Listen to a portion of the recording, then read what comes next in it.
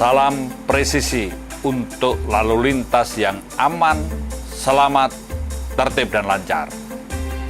Presisi pada konteks prediktif, responsibilitas, transparansi, berkeadilan. Konteks prediksi atau predictive policing yang dilakukan di dalam pemolisian untuk mewujudkan lalu lintas yang aman, selamat, tertib, dan lancar atau sebagai road safety, maka kita berpikir untuk proaktif, problem solving, dan juga merupakan pemikiran-pemikiran yang profesional agar memberikan suatu pelayanan yang prima bagi warga masyarakat.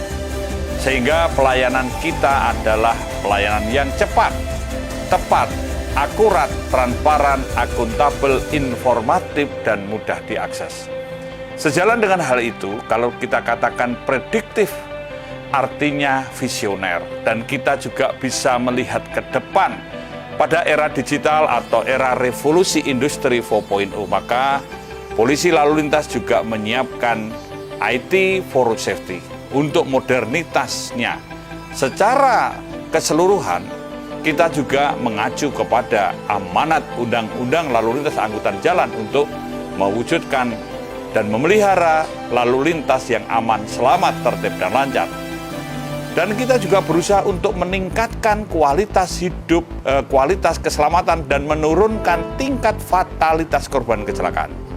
Membangun budaya tertib, dan juga untuk menurunkan tingkat fatalitas korban kecelakaan, serta memberikan pelayanan yang prima tadi dikatakan kepada warga masyarakat di bidang lalu lintas angkutan jalan. Pelayanan-pelayanan kepolisian di bidang lalu lintas angkutan jalan adalah pelayanan keamanan, pelayanan keselamatan, pelayanan informasi, pelayanan administrasi, pelayanan kemanusiaan, serta pelayanan hukum.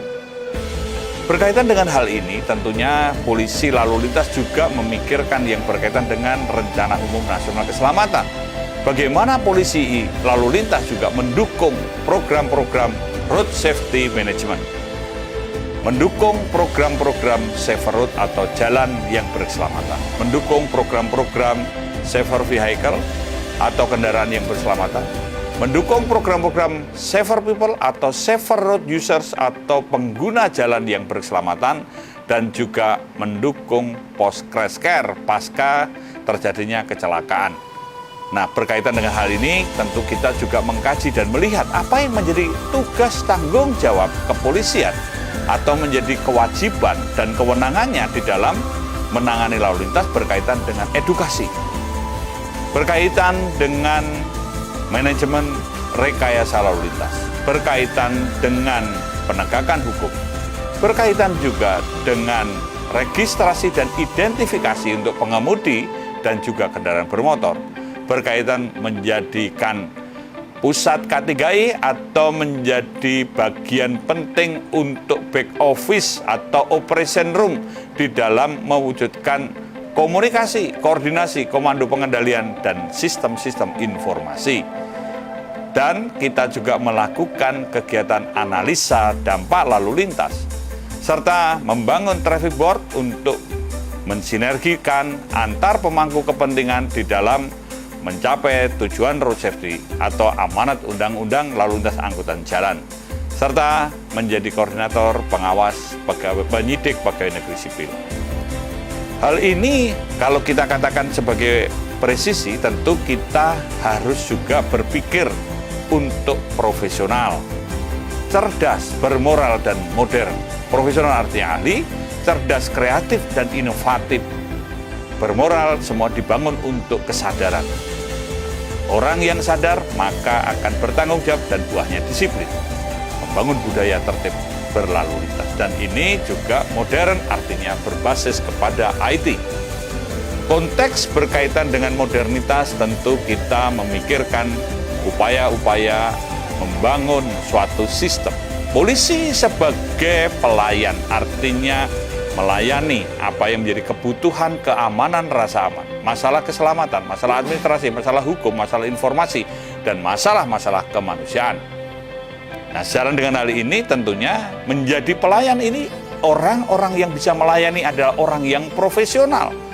Artinya kita mendukung produktivitas karena lalu lintas ini sebagai urat nadi kehidupan, di mana semuanya ini juga membangkitkan semangat orang beraktivitas untuk berproduksi, dan dalam proses aktivitas menghasilkan produksi melalui lalu lintas. Maka lalu lintas diwajibkan atau dituntut untuk terwujud dan terpeliharanya keamanan, keselamatan, ketertiban, kelancaran.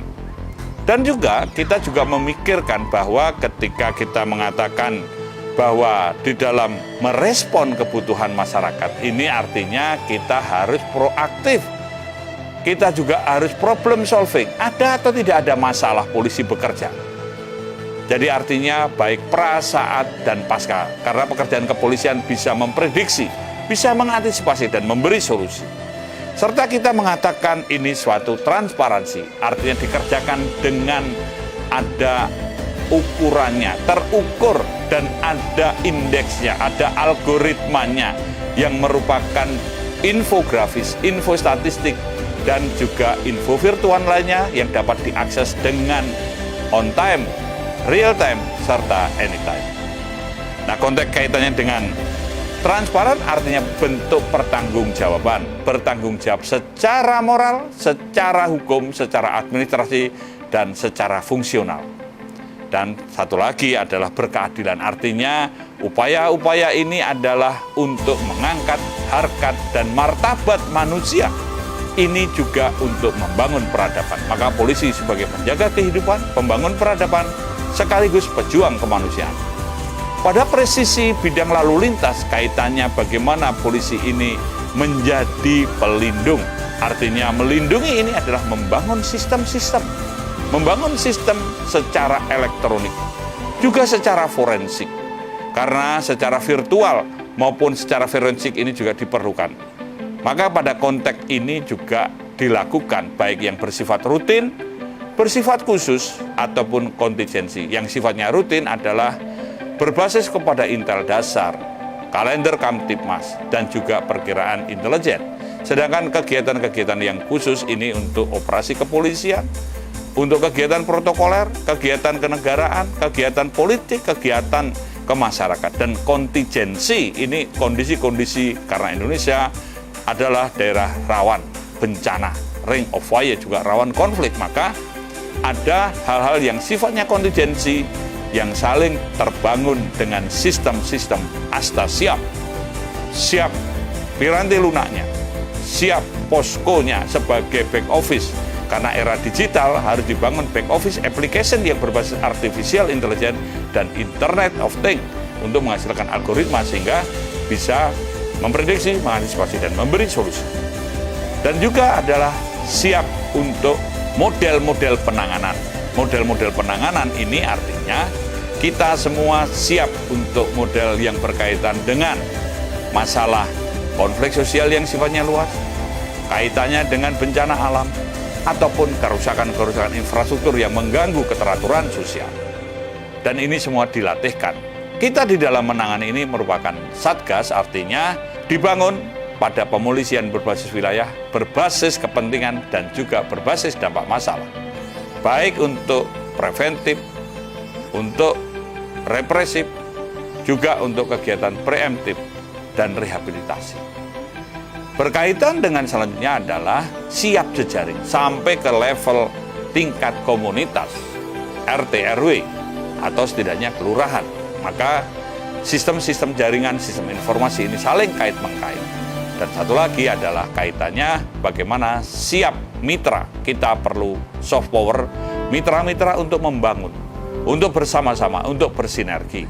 Dan kita juga mempersiapkan untuk siap personel, para petugas yang akan melaksanakan tugas-tugas di back office sebagai cybercop atau pelayanan virtual, juga petugas-petugas operasional lapangan atau model konvensional policing, dan bahkan mungkin ke depan kita perlu menyiapkan forensik policing karena kita di era pandemi, di era new normal, di era kenormalan baru ini kita ada permasalahan pandemi COVID yang menurut saya ini adalah bagian dari masalah forensik policing karena ada masalah biologis, karena kita sebagai makhluk sosial terhambat dan terputus pada sosialis yang kita lakukan atau kegiatan makhluk sosial ini.